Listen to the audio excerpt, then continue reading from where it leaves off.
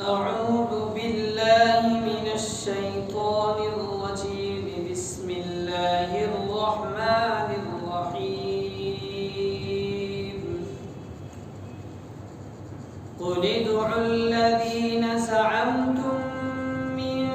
دونه فلا يملكون كشف الضر عنكم ولا تحويلا أولئك الذين يدعون يبتغون إلى ربهم الوسيلة أيهم أقرب ويرجون رحمته ويخافون عذابه إن عذاب ربك كان محذورا وإن من قرية إلا نحن مهلكوها قبل يوم القيامة أو معذبوها عذابا شديدا كان ذلك في الكتاب مسطورا.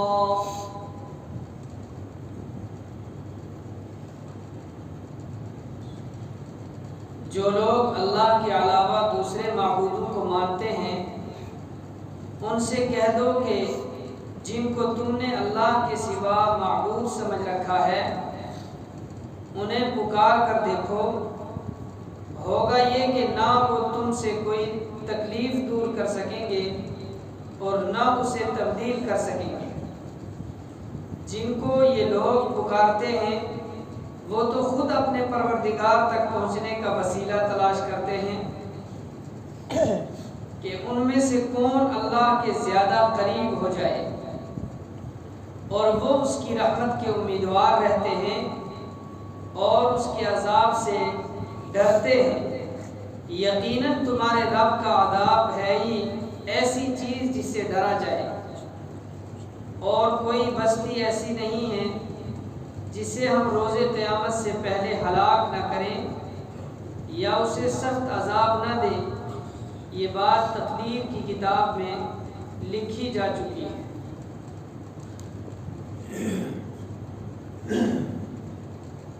مشرکین عرب اللہ تبارک و تعالیٰ کے علاوہ اور معبودوں کو مانتے اور پوجتے تھے، ان کی عبادت کیا کرتے تھے۔ ان کا یہ خیال تھا جیسے آج کل بھی بہت سارے ایسے مشرک ہیں، اپنے آپ کو مسلمان سمجھتے ہیں لیکن اسلام کے بنیادی عقائد سے منحرف ہیں، ہٹے ہوئے، جن کا خیال یہ ہے کہ ڈائریکٹ اللہ تعالیٰ تک کوئی نہیں پہنچ سکتا، کہ جیسے کسی ملک کے وزیر اعظم تک یا کسی ریاست کے وزیر اعلیٰ تک ڈائریکٹ آدمی نہیں پہنچ سکتا، ان کے آگے جو کارندے اور ورکر ہوتے ہیں پہلے ان سے بات کرنی پڑتی ہے، وہ پہنچاتے ہیں۔ تو جو دنیا کے بادشاہوں کا معاملہ ہے اس کو اللہ کی ذات کے ساتھ جوڑ کر بتاتے ہیں کہ اللہ تک ڈائریکٹ آدمی نہیں پہنچ سکتا، بلکہ اللہ کے علاوہ اور کچھ ایسی ہستیاں ہیں جن کے در سے ہوتے ہوئے اللہ تک پہنچا جاتا ہے۔ یہ شرک ہے، ایسا خیال نہیں رکھا جا سکتا۔ اللہ تعالیٰ نے خود قرآن کریم میں ارشاد فرمایا کہ وَإِذَا سَأَلَكَ عِبَادِي عَنِّي فَإِنِّي قَرِيبٌ، کہ اے نبی علیہ السلام جب میرے بندے میرے بارے میں آپ سے پوچھیں تو آپ ان سے کہہ دیجئے کہ میں ان کے قریب ہوں۔ نحن اقرب الیہ من حبل الورید،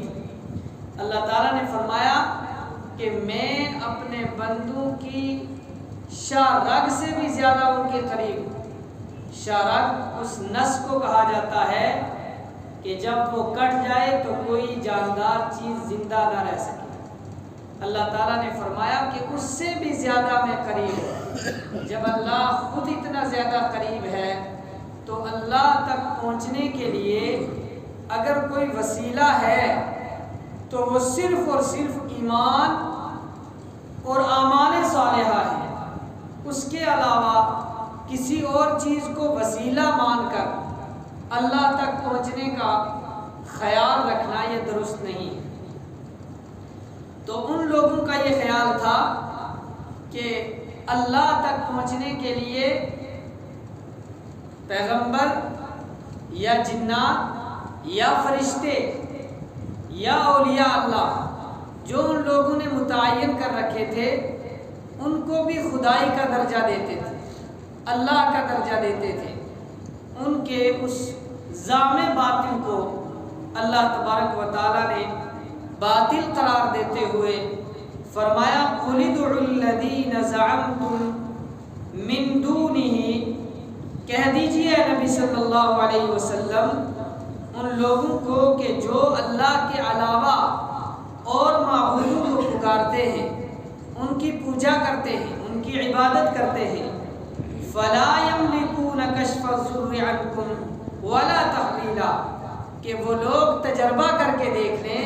کہ جن چیزوں کو وہ پکارتے، پوجتے اور عبادت کرتے ہیں، فَلَا يَمْلِكُونَ كَشْفَ الضُّرِّ،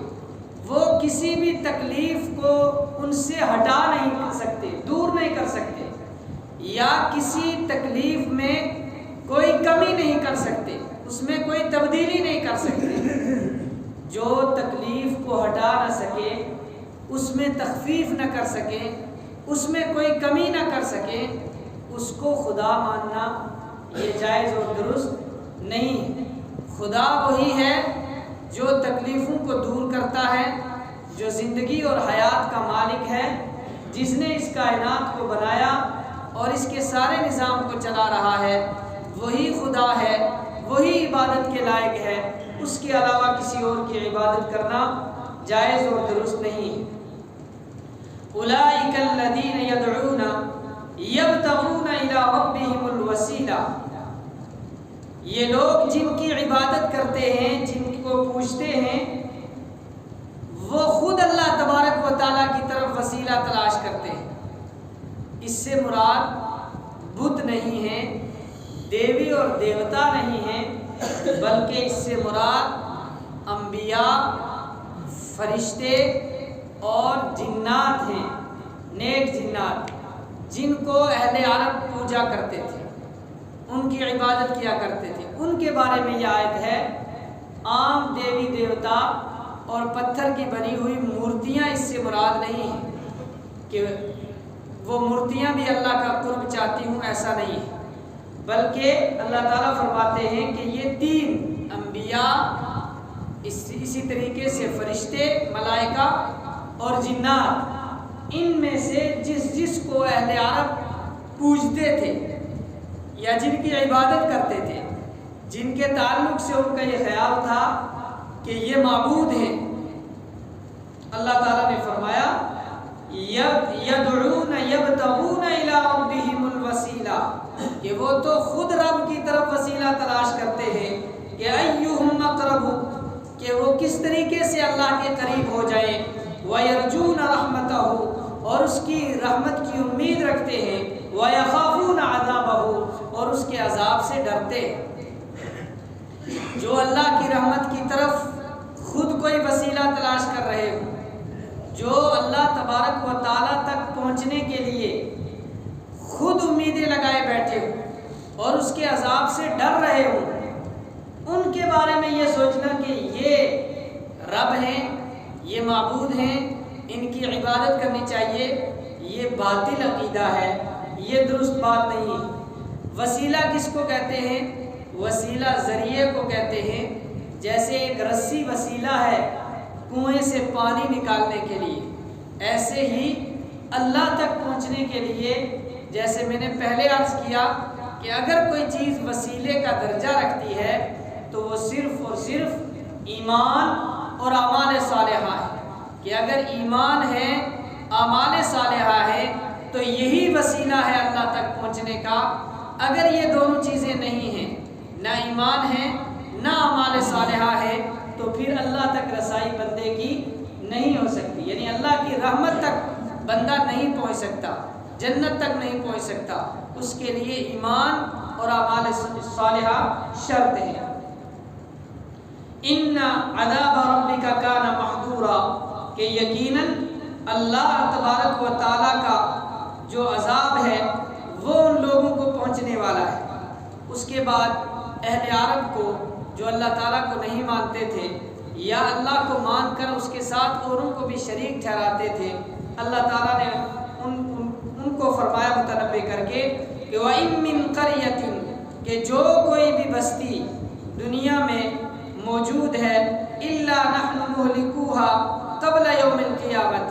کہ اگر وہ اللہ کی بات کو نہیں مانیں گے تو یقیناً اللہ تبارک و تعالیٰ قیامت سے پہلے